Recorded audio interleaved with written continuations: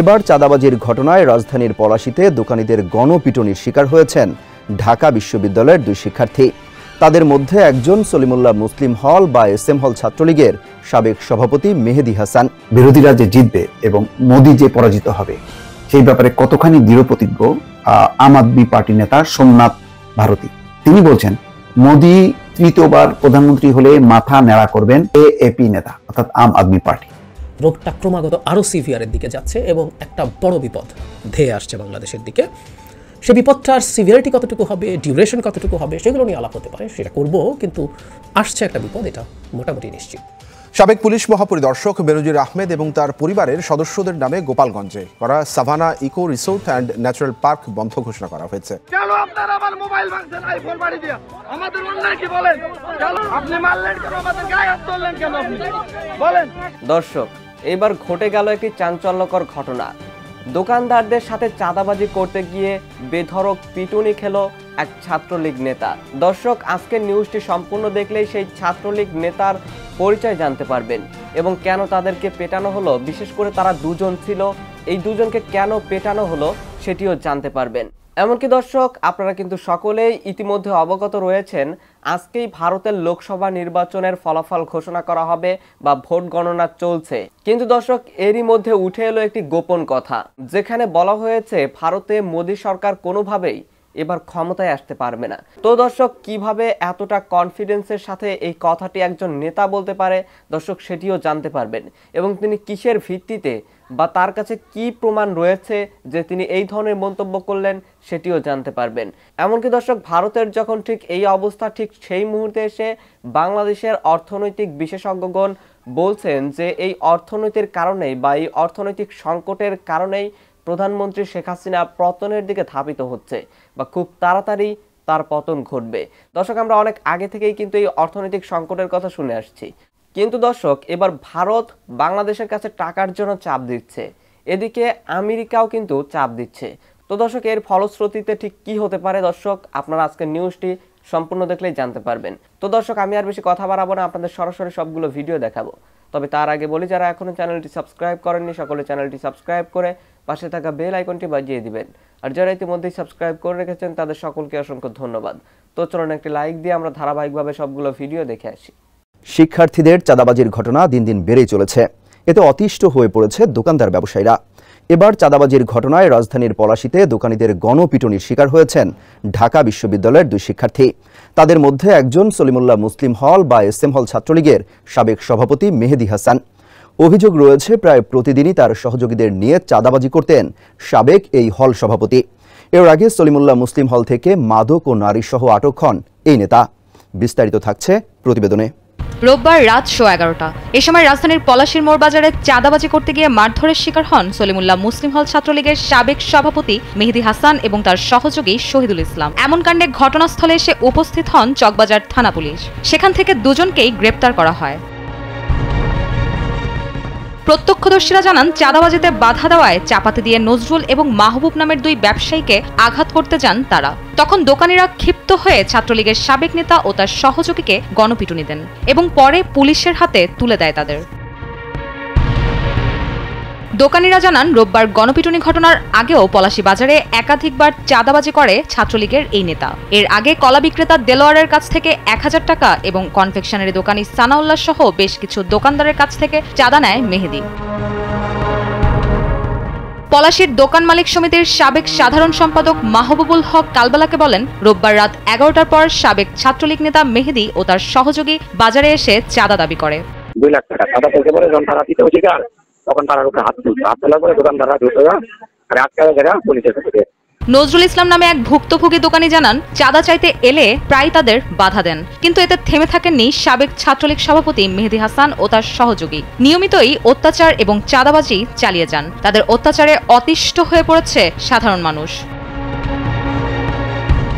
সার্বিক বিষয়ে বক্তব্য জানতে চকবাজার থানার ওসিকে কয়েকবার ফোন দিয়েও পাওয়া যায়নি। পরে দায়িত্বরত ডিউটি অফিসার SI শাহাদাত আলম কালবালাকে জানান, তাদেরকে গ্রেপ্তারের পর চিকিৎসার জন্য পাঠানো হয়েছে। এদের মনে হাসপাতালে ভর্তি আছে, বিষয়টা আমাদের স্যাররা ডিসি স্যার বিষয়টাকে ভালো করে তদন্ত করে দেখতেছে ঘটনাটা কি করছিল। তিনি আরো জানান, প্রাথমিক তদন্ত শেষে মামলা নেওয়া হয়েছে, অতি দ্রুত কোর্টে চালান করা হবে। এর আগে 2021 সালে সলিমুল্লাহ হল থেকে মাদক এবং নারী সহ আটক হন এই নেতা এবং 2014 সালে সংগঠনের শৃঙ্খলা বিরোধী কর্মকাণ্ডের অভিযোগে হল শাখা ছাত্রলীগের এই সভাপতিকে তার পদ থেকে সাময়িক অব্যাহতি দেয় ছাত্রলীগ।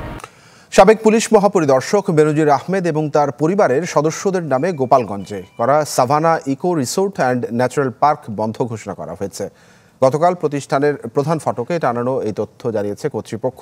নিরাপত্তায় মোতায়েন করা হয়েছে পুলিশ। রিসোর্টের ব্যবস্থাপক সাব্বির হোসেন জানান, সার্ভার সমস্যাতে আপাতত পার্ক এবং রিসোর্ট বন্ধ করা হয়েছে। সার্ভার সমস্যার সমাধান হলে আবারও খুলে দেওয়া হবে। গোপালগঞ্জ সদরের বৈরাগীটোল গ্রামে 621 বিঘা জমিতে রিসোর্টটি গড়ে তোলেন বেনজির। এর সব জমি হিন্দু সম্প্রদায়ের লোকজনের বলে দাবি স্থানীয়দের। আমাদের অন্যায় কি বলেন? আমাদের অন্যায় কি বলেন? আমাদের 1 জুন সন্ধ্যা আড্ডা দিচ্ছিলেন স্থানীয় কয়েকজন। পাশেই পুলিশের সাবেক আইজি বেনজির আহমেদের গড়ে তোলা Savanna eco resort and natural Park. এ সময় বোলতলি পুলিশ তদন্ত কেন্দ্রের ইনচার্জ আমিনুল ইসলাম সাদা পোশাকে কয়েকজন পুলিশ সদস্য নিয়ে হাজির হয়ে জানতে চান তাদের পরিচয়। রিসোর্টের গার্ড পুলিশকে জানায় সারাদিন সাংবাদিকদের সাক্ষাৎকার দিয়েছেন তারা। এরপরই সেখানে উপস্থিত থাকা 5 জনকে লাঠি দিয়ে পেটাতে শুরু করে পুলিশ। ভুক্তভোগীদের অভিযোগ, সেদিনই সময় সংবাদে সাবেক আইজিপি বেনজির আহমেদের জোর করে জমি লিখে নিয়ে রিসোর্ট নির্মাণের কথা বলেছিলেন তারা। সময় টিভি সহ একাধিক টেলিভিশনে সাক্ষাৎকার দেওয়ার পর এই প্রজেক্টের ভিতর যারা কর্মরত আছে তার ভিতর সায়েদ সাদ্দাম তারা আঙুল দিয়ে দেখাইতেছে যে এ ছিল বা এরা ই করছে, সাংবাদিকদের সামনে মুখ খুলছে। আমাদের বলে এই পার্ক হয় ভালো হয়েছে না, তোরা ব্যবসা বাণিজ্য করতেছিস না, তোরা তার বিরুদ্ধে কথা বলিস কেন? বলতল থানার আইসি আমাদের উপরে লাঠিচার্জ করে এবং প্রচন্ড পরিমাণে শারীরিক লাঞ্ছনার শিকার হই আমরা। বেনজির স্যারের নির্দেশে কি এই পুলিশই আমাকে এরকম পিটবে? সোমবার সকালে কয়েকজন পুলিশ সদস্য সহ বেনজিরের রিসোর্ট এলাকায় দেখা যায় সেই পুলিশ কর্মকর্তা আমিনুল ইসলামকে। স্থানীয়রা বলছেন, রিসোর্ট এলাকায় প্রায় আমিনুল ইসলামকে টহল দিতে দেখা যায়। আর অভিযোগের বিষয়ে ক্যামেরার সামনে কথা বলতে রাজি হননি তিনি। তবে মুঠোফোনে আমিনুল ভিন্ন ঘটনার অবতারণা করেন। স্থানীয়ভাবে লোকজনরা ইউজ করতে আছে, তাই এই সবটি চাষবাস খেলতেছে। শুধু তারা ওদেরকে দাওয়া দিছি, করে ব্যথা পাইছে। ওরা বানাইছে কি আমি আর বিষয়টা জানি না। ওরা কি বলতেছে কি অতর্কিত হামলা আনতে এইসব কিন্তু বিষয় সত্য না। এটা ভিন্ন খাতে নিয়ে চেষ্টা করতেছিল এই সময়। আপনার পরে সব ঠান্ডা এখন চুপ হয়ে রয়েছে। এদিকে 3 জুন সকালে Savanna eco resort and natural park সাময়িকভাবে বন্ধ রাখার নোটিশ টাঙিয়েছে কর্তৃপক্ষ। ডলার সংকটটা এখন ঠিক কোন জায়গা আছে সেটা বোঝাপড়ার। এটা খুব স্বাভাবিক, কারণ গত 2 বছরের বেশি সময় থেকে বাংলাদেশের অর্থনীতি ভেঙে পড়ার দ্বারপ্রান্তে যে পৌঁছেছে তার পেছনে খুব বড় একটা কন্ট্রিবিউটিং ফ্যাক্টর হচ্ছে ডলার সংকট। সেটা নিয়ে কিছু আপডেট আছে, সেটা নিয়ে কথা বলতে চাই। বেশ কয়েকটা লক্ষণ আমাদের কাছে তো সঠিক তথ্য সরকার দেবে না, বরং আমরা কিছু ম্যানিফেস্টেশন, কিছু সিমটম দেখে সংকটটার এক্সটেন্ট এবং সিভিয়ারিটি বুঝতে পারি। আজকে সেটা নিয়ে কথা বলবো। তার আগে একটা কথা একটু বলে রাখা ভালো। আমরা খেয়াল করেছি যে কয়েকটা বিষয় নিয়ে আমরা বেশ কিছুদিন মেতেছিলাম, কেউ বলবেন আমাদেরকে মাতিয়ে রাখা হয়েছিল। জনাব বেনজির, জনাব আজিজ এবং জনাব আনারের ঘটনা। জনাব আজিজকে নিয়ে অবশ্য সরকার তেমন কিছু না, এটা আমেরিকা থেকে আসা স্যাংশন, মানুষ কথা বলেছে। কিন্তু বাকি দুটো ঘটনা নিয়ে কেউ বলছেন এটা আমাদের মনোযোগকে ডাইভার্ট করার একটা চেষ্টা থেকে করা হচ্ছে। আমি ব্যক্তিগতভাবে আসলে খুব মনে করি না, কারণ হলো এই ঘটনাগুলো দিয়ে যেসব বাস্তবতা আপনি সামনে আনছেন সেটা দিয়ে সরকারের বিরাট সংকটের প্রশ্ন সামনে আসে। সুতরাং এটা এনে সরকার খুব গেইন করছে আমি মনে করি না। আর অর্থনৈতিক সংকট ডাইভার্ট, নানান ইস্যুর কথা বলছি, এর মধ্যে একটা কথা অনেকেই বলছেন যে অর্থনৈতিক সংকট থেকে মনোযোগ ডাইভার্ট করার চেষ্টা করা হচ্ছে, কিন্তু অর্থনৈতিক সংকটে যে জায়গায় এসে পৌঁছেছে, যে জায়গার দিকে যাচ্ছে, কোনো কিছু দিয়ে আসলে এটাকে আর দাবিয়ে রাখা যাবে না, এটা নিশ্চিত থাকতে পারি আমরা। যাই হোক, একটু কথা বলি। কয়েকটা ওই যে বললাম কয়েকটা ম্যানিফেস্টেশন আছে, সেটা নিয়ে কথা বলে তারপর আমি আমার ইন্টারপ্রিটেশনের কথা বলবো। একটা খবর হচ্ছে আমাদের অনেকের চোখে পড়েছিল 4-5 দিন আগে, দ্রুত বকেয়া বিল ছাড় করতে অর্থমন্ত্রীকে অনুরোধ আদানি গ্রুপের একজন পরিচালক রীতিমতো বাংলাদেশে এসেছিলেন প্রণব আদানি। এসে উনি অর্থমন্ত্রীর সাথে দেখা করেছেন এবং তাদের বকেয়া বিল পরিশোধ করতে বলেছেন। কিছুদিন আগেই ভারতের বিদ্যুৎ বিল বকেয়া নিয়ে একটা ভিডিও করেছিলাম, যেখানে আমি দেখিয়েছি যে আদানি সাথে আরও কেউ, ত্রিপুরা, বিভিন্ন জায়গা থেকে তো বাংলাদেশ বিদ্যুৎ কেনে, বিরাট একটা বকেয়া ওখানে পড়ে গেছে। এবং ত্রিপুরার যে কোম্পানি বাংলাদেশকে বিদ্যুৎ সাপ্লাই করে, তারা তখন ভারতের একটা সংবাদ সংস্থার সাথেও কথা বলেছে। এই কথা বলাটা মানে আরও স্পষ্ট করে দেয় এবং আন্তর্জাতিকভাবে আলোচনার বিষয় করে দেয় যে বাংলাদেশ বিদ্যুৎ বিল দিতে পারছে না। এবং আমরা একই সাথে এটাও বলেছিলাম, এটাও বুঝি যে ভারতের সাথে অতি খাতিরের কথা বলা হচ্ছে, সেই ভারতও আসলে এই জায়গায় কোনো ছাড় দিচ্ছে না। জনাব আদানি তো মোদির প্রধান অলিগার্ক, তাদেরকে একটু থামো, একটু ধৈর্য ধরো না, তারা এখন রীতিমতো চলে এসে চাপ দিচ্ছে। বিদ্যুৎ বিভাগের সিনিয়র সচিব এই প্রসঙ্গে বলেন, আদানি গ্রুপ দ্রুত তাদের বকেয়া পাওনা চাচ্ছে, বিদ্যুৎ বিভাগও যথাসম্ভব দিয়ে যাচ্ছে। বিদ্যুৎ বিভাগের চেষ্টা রয়েছে বকেয়া 2 মাসের মধ্যে নামিয়ে আনার। বর্তমানে 5 মাসের বকেয়া রয়েছে, এতে প্রায় $600 থেকে $700 মিলিয়ন বকেয়া পড়েছে। এটা একটা খবর। দ্বিতীয় খবরটা হচ্ছে আমেরিকার একটা প্রতিনিধি দল, ব্যবসায়ীদের এবং বিভিন্ন প্রতিনিধি মিলে একটা প্রতিনিধি দল বাংলাদেশে এসছে। তারা এসে অনেক রকম কথাবার্তা বলছে। তার মধ্যেও আমেরিকান কোম্পানিরা যে তাদের লভ্যাংশ নিতে পারছে না, সেটা নিতে পারার তাগাদা দেওয়ার কথা বলেছে। একটু পড়ি। একজন কূটনীতিক প্রথম আলোকে জানান, সম্প্রতি ঢাকা সফরের সময় মার্কিন সহকারী পররাষ্ট্রমন্ত্রী ডোনাল্ড লু ডলার সংকটের কারণে তার দেশের ব্যবসায়ীদের লভ্যাংশ এখানে আটকে থাকার প্রসঙ্গ তোলেন। আর ডোনাল্ড লুর সফরের ঠিক আগের দিন ঢাকায় যুক্তরাষ্ট্রের রাষ্ট্রদূত পিটার হাস বাংলাদেশ ব্যাংকে গিয়ে গভর্নরের সঙ্গে বৈঠক করেন। এরই ধারাবাহিকতায় এবার ঢাকা সফরে আসা ব্যবসায়ী প্রতিনিধি দলটি বাংলাদেশ ব্যাংকের গভর্নরের সঙ্গে আলোচনা করেন। এদিকে ওয়াশিংটন ও ঢাকার কূটনৈতিক সূত্রগুলো প্রথম আলোকে জানিয়েছেন, ডলার সংকটের কারণে গত কয়েক মাসে বিভিন্ন দেশের পাশাপাশি মার্কিন প্রতিষ্ঠানগুলোর লভ্যাংশ দিতে পারছে না বাংলাদেশ। আবার উল্লেখযোগ্য কিছু প্রতিষ্ঠানে বিল পরিশোধেও দেরি হচ্ছে।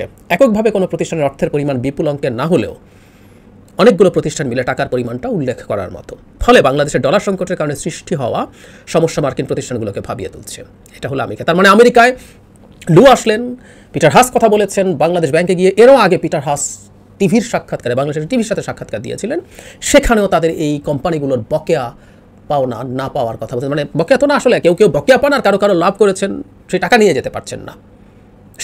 শেভরনের টাকা নিয়ে যেতে পারছেন না, জনাব পিটার হাস শেভরনের কথা ক্লিয়ারলি বলেছিলেন। সো তারপর একটা ব্যবসায়ী প্রতিনিধি দল আসলো, তারা চাপ দিচ্ছে, বুঝতেই পারছে পরিস্থিতিটা কি। এরপরে সেটা হলো আইএ, একটা সংস্থা, যে সংস্থাটা বাংলাদেশের পৃথিবীর এয়ারলাইনগুলোর যে সংস্থা, আমি এই সংস্থাটার নামটা একটু বলি, সেটা হচ্ছে IATA, international air transport association. এটা হচ্ছে বিভিন্ন ট্রান্সপোর্ট অ্যাসোসিয়েশন যারা যে কাজটা করে সেটা হচ্ছে বিভিন্ন কোম্পানি, এয়ারলাইনগুলো বিভিন্ন দেশে কী বকেয়া পাচ্ছে সেগুলো নিয়ে মাঝে মাঝে কথা বলে। তাদের অন্যান্য কাজও আছে, কিন্তু তারা এই ব্যাপারে অ্যালার্মিং দেয়। গতকাল তারা একটা নতুন নোটিশ দিয়েছে, যেসব দেশের কাছে বকেয়া পাওয়া যাবে তাদের কাছে। এর মধ্যে বাংলাদেশ $320 মিলিয়ন, 32 কোটি ডলার। অঙ্কে আমরা যদি হিসাব করি অঙ্কটা 4000 কোটি টাকার মতো হবে। মজার ব্যাপার, বাংলাদেশ এই তালিকায় 2 নম্বর। 1 নম্বর হচ্ছে পাকিস্তান, $411 মিলিয়ন।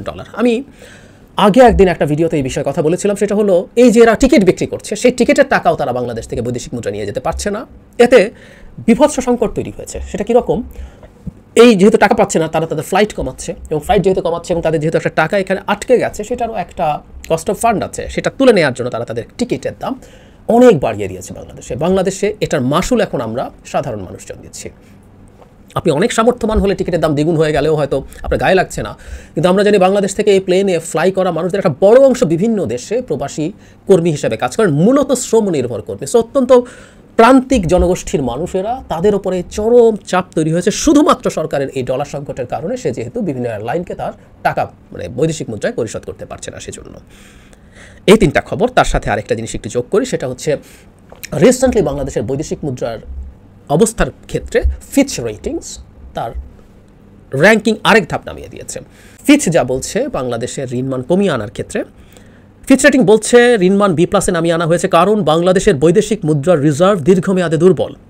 বাংলাদেশ রিজার্ভ ক্ষয় ঠেকাতে অনেক ব্যবস্থা নিল, এই পরিস্থিতির শিগগিরই উন্নতি ঘটতে যাচ্ছে না। তাই অর্থনীতির বহিস্থ খাতে ধাক্কা লাগলে বাংলাদেশ আরও অরক্ষিত হয়ে পড়বে।